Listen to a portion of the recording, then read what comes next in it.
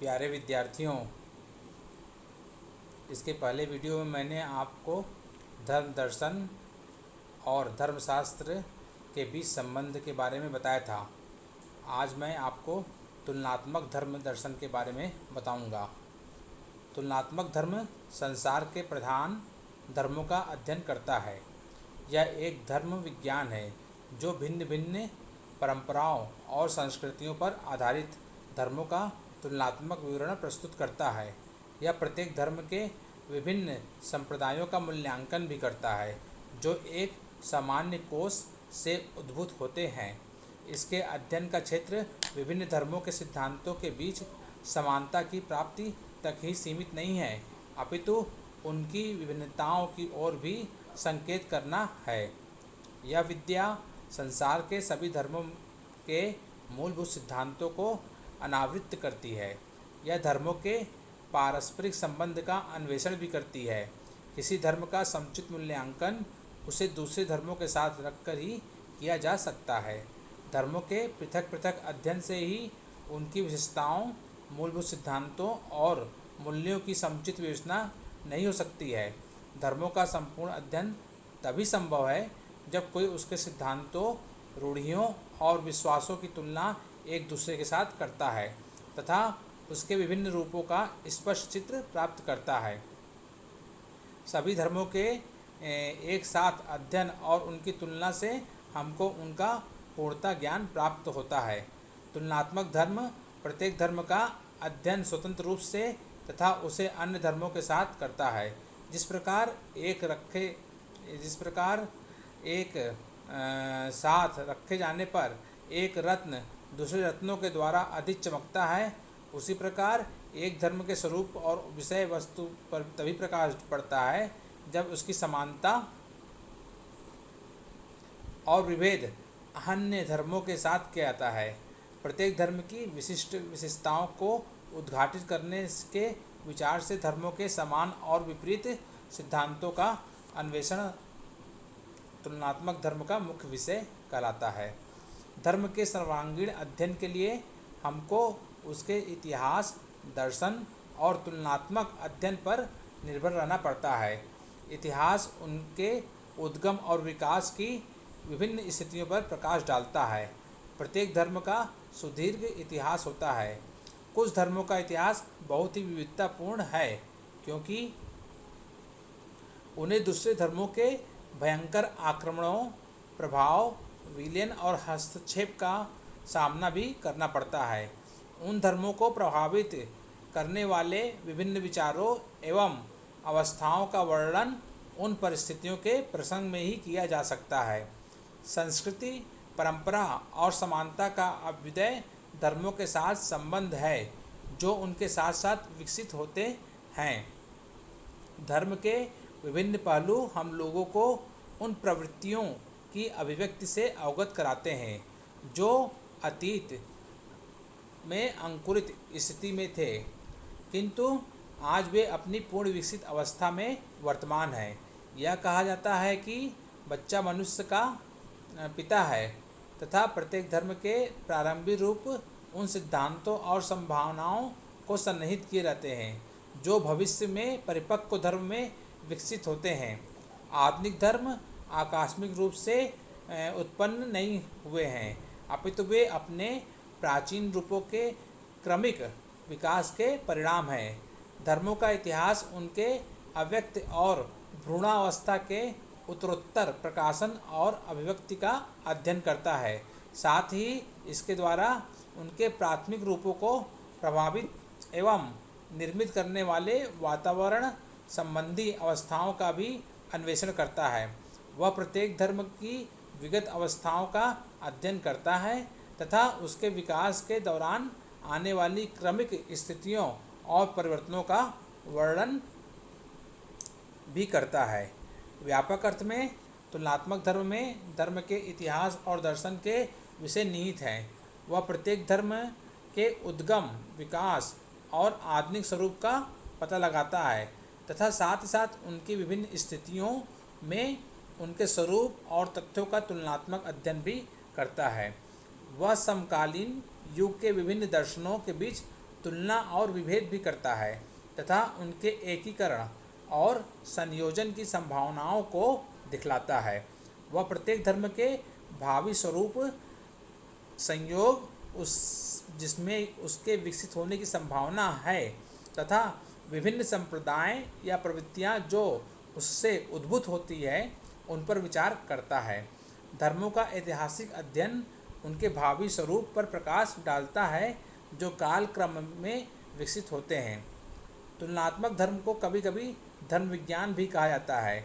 यदि विज्ञान शब्द का प्रयोग संकुचित अर्थ में हम नहीं करते हैं अपितु इससे धर्मों के तथ्यों और विषय वस्तुओं के बौद्धिक अन्वेषण को समझते हैं तो यह तुलनात्मक धर्म की उपयुक्त संज्ञा हो सकती है। लेकिन तब विज्ञान का स्वरूप प्रयोग से ही सीमित नहीं रहता है वरन उसका प्रसार धर्म के पवित्र क्षेत्र तक हो जाता है। विज्ञान ज्ञान को प्रमाणित एवं व्यवस्थित करता है। वह धर्म के अबौद्धिक एवं अप्रमाणिक विश्वासों को दूर करता है। G.W. गिलमोर दार्शनिक कहते हैं वह समय नज़दीक है जब धर्म विज्ञान को स्वीकार किया जा सकेगा और वैज्ञानिक विधि का धर्म के क्षेत्र में केवल उपयोग ही नहीं किया जा सकेगा अपितु उसे सभी विशेषाधिकार भी प्राप्त होंगे।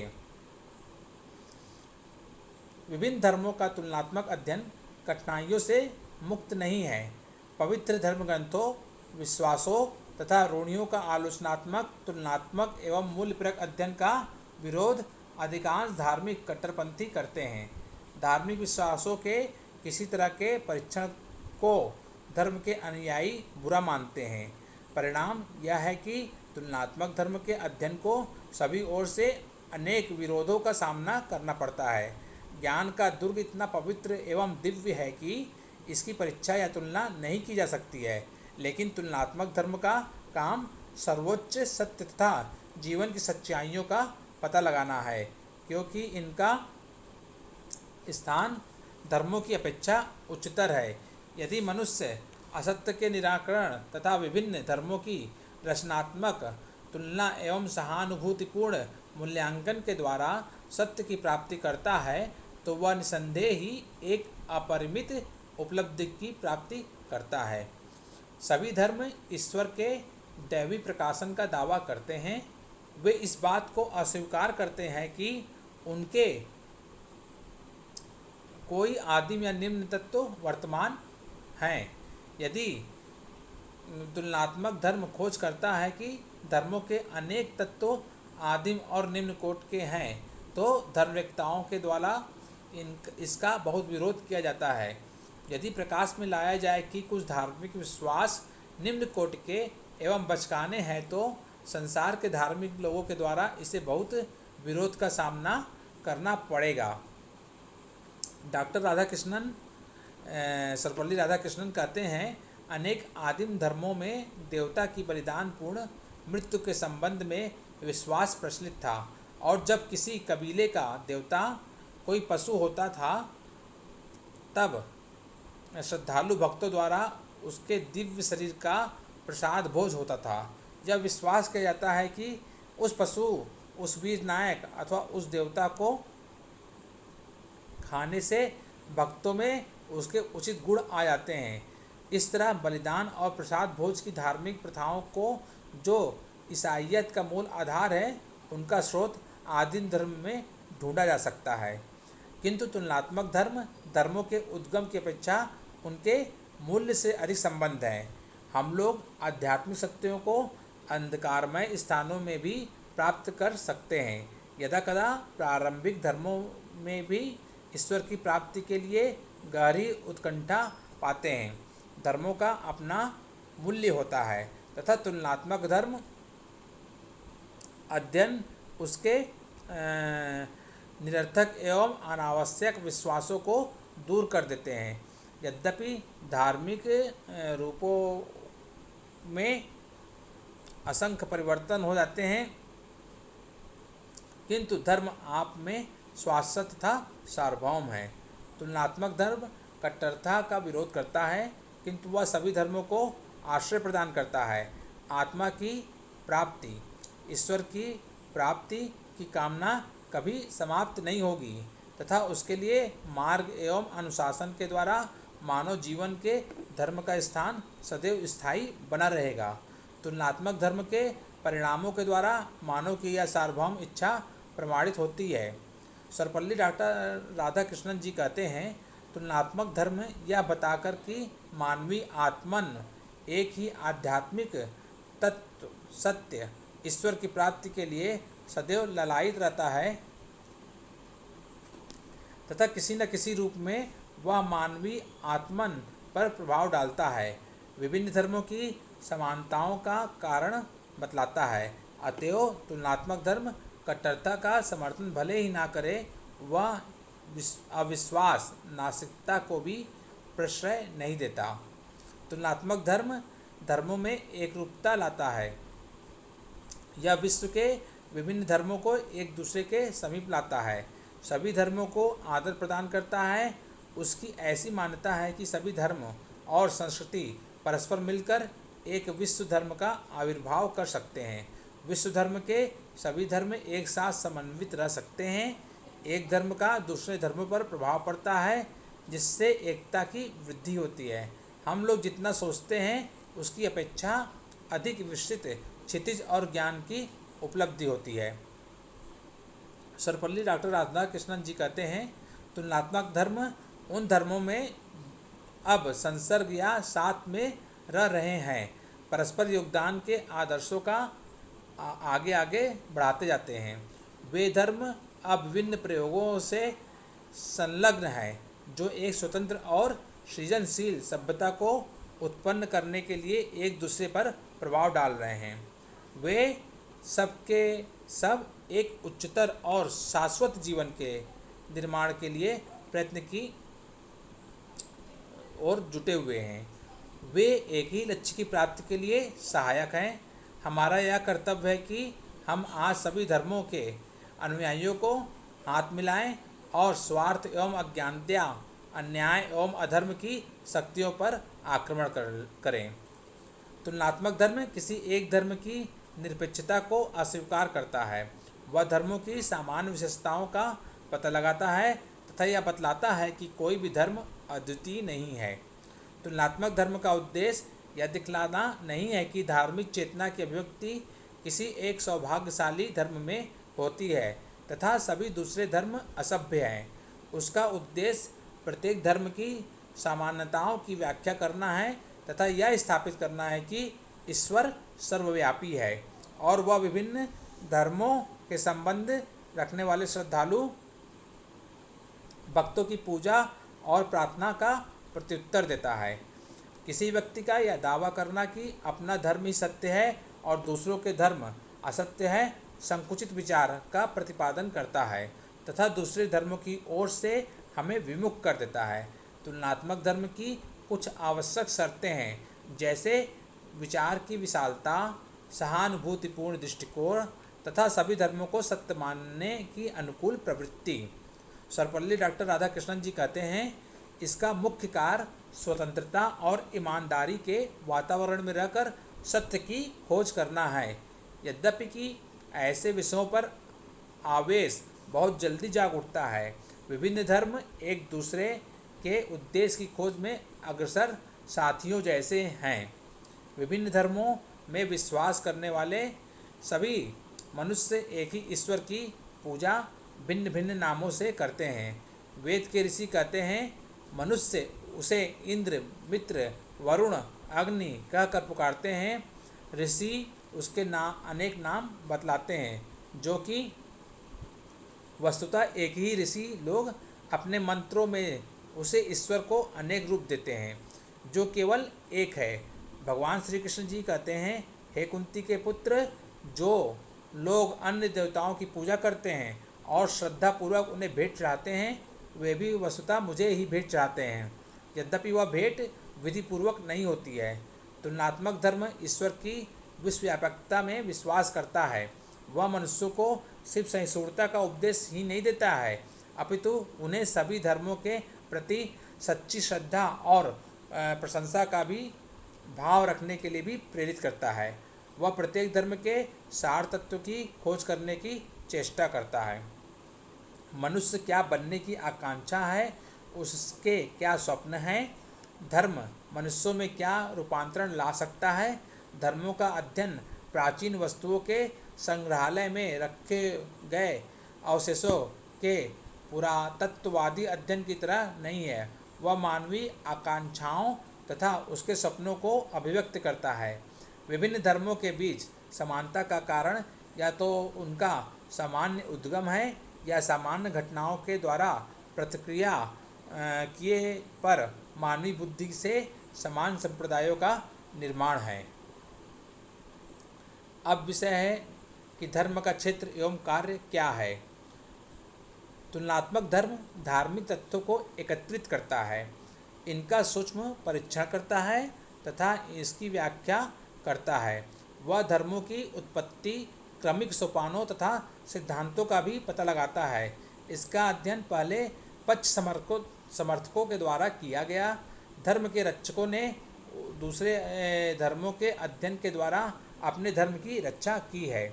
उन्होंने विरोधी विश्वास और प्रथा के विरुद्ध अपने ज्ञान का प्रयोग शास्त्रार्थ के रूप में किया है। लेकिन तुलनात्मक धर्म के अध्ययन का क्षेत्र इन्हीं से ही सीमित नहीं है। वह विभिन्न प्रकार प्रभावशाली धर्मों, उनके पूजा तथा प्रार्थना के तथ्यों, कथाओं, रूढ़ियों और क्रियाविधियों का अध्ययन करता है। इस अध्ययन का उद्देश्य वह दिखलाना चाहता है कि धर्म अपने विकास के विभिन्न सोपानों से एक है तथा वह उनकी पक्षपात रहित परीक्षा एवं तुलना को प्रोत्साहित करता है। वह धर्म के सभी रूपों के समान आधार की खोज करता है। वह धर्मों के स्वरूप, उद्गम, विकास तथा नियमों में समानता प्राप्त करने का प्रयास करता है। दार्शनिक गिलमार कहते हैं, इसके अध्ययन के लक्ष्य के अंतर्गत धार्मिक तथ्यों का संकलन, सूक्ष्म परीक्षण तथा व्याख्या सन्निहित है। इसका कार्य धर्म के स्वरूप, उत्पत्ति और विकास और नियमों का अन्वेषण करना है। तुलनात्मक धर्म पाषाण युग की कब्र, पवित्र धर्म ग्रंथ, दर्शन एवं रहस्यानुभूति से प्राप्त प्रमाणों के अध्ययन की समीक्षा करता है। धर्म के तुलनात्मक अध्ययन का क्षेत्र अत्यधिक व्यापक हो गया है। वह सभी महान धर्मों तथा आदिम धर्मों और इन दोनों के बीच में स्थापित अन्य सभी धर्मों का मूल्यांकन करता है।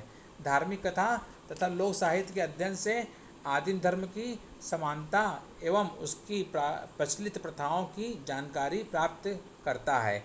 इसके द्वारा वह उन मान्यताओं को भी व्याख्या करता है जो पहले मूर्खतापूर्ण तथा व्याख्या के परे लगती थी। आदिम धर्मों की विचित्रताओं को समझने में कल्पित कथाओं तथा प्रचलित दंत कथाओं का बहुत योगदान है।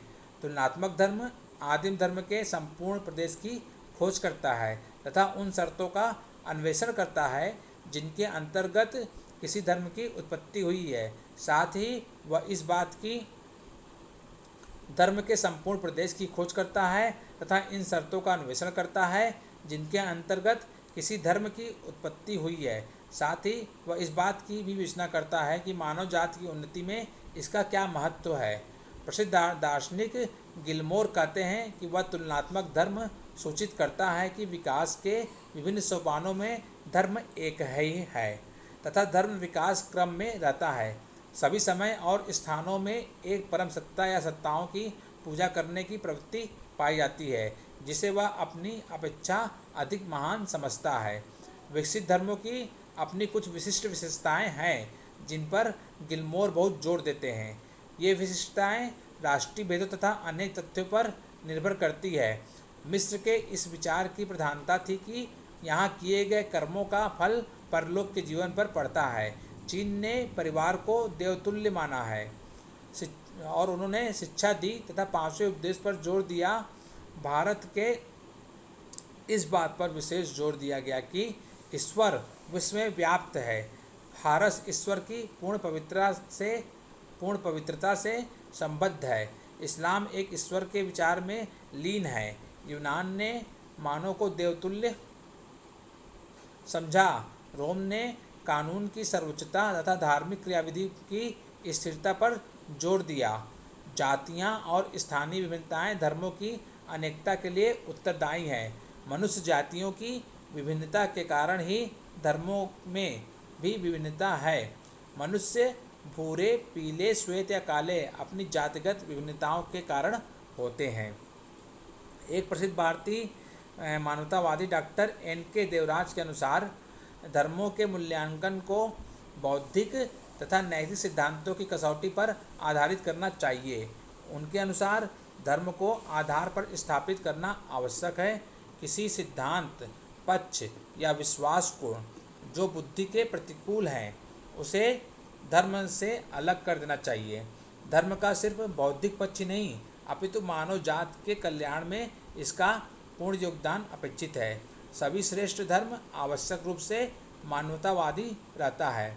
यदि कोई धर्म केवल अपने अनुयायियों के लिए उदार एवं खुला हुआ है और दूसरे धर्मों के मतावलंबियों के लिए भिन्न मापदंड रखता है तो ऐसा धर्म न तो बौद्धिक रहता है और न ही नैतिक। एक आदर्श धर्म संपूर्ण मानव जाति के लिए उपयोगी है। सैद्धांतिक रूप से ही नहीं वरन व्यवहारिक रूप से भी यह जरूरी है। मनुष्यों के नैतिक आचरण में उसके धार्मिक सिद्धांतों की अभिव्यक्ति होती है। धन्यवाद।